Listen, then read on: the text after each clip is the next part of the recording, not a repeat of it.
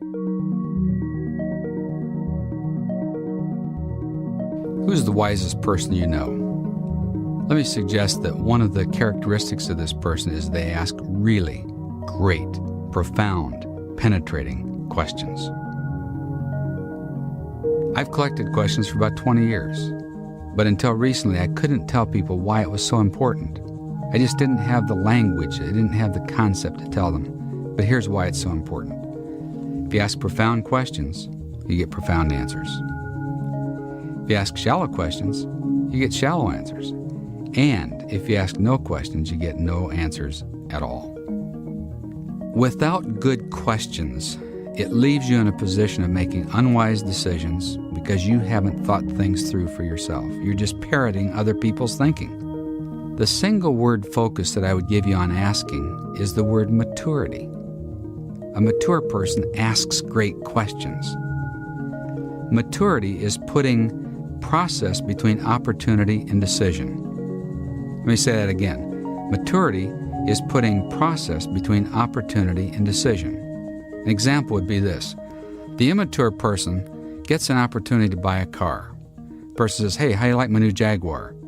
"I like it, I'll buy it." That's no process between opportunity to buy it and decision to buy it. Whereas a mature person says, "I like your Jaguar. May I ask you a few questions? How many miles does it have on it? What are you asking for it? Has it ever been in an accident?"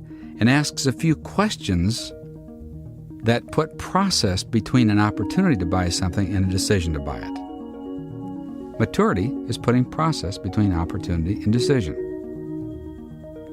But how do you find the questions to ask that let you think for yourself and have crystal clear focus on what you're about? There are 3 things I would suggest to you. Number 1 is ask profound questions before deciding anything. Number 2 is to make a hobby of collecting questions for a lifetime. And 3, carry questions with you all the time. Now, back to number 1. Peter Drucker, who is the father of modern management, he's written probably 20 books on management in America, and he consults with the presidents of the United States and with the presidents of General Motors, has this statement: once the facts are clear, the decisions jump out at you. You know, if you've got all the facts, making a decision's easy. What's hard and stressful is trying to make a decision without the facts. So before you make any kind of decision, make sure you've got some real good questions to put between the opportunity and the decision. Secondly, make a hobby of collecting questions for a lifetime. I would encourage you to start today making your collection of questions.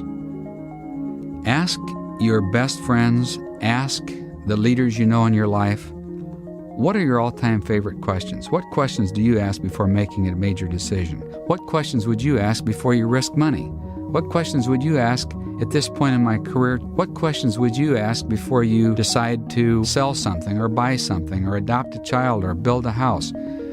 I wrote a book called The Question Book.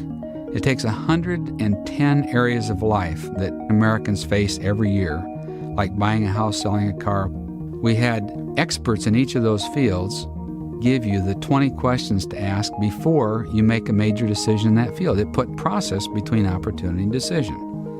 The person that did the questions before you buy a car sold 18,000 cars in 9 dealerships that year.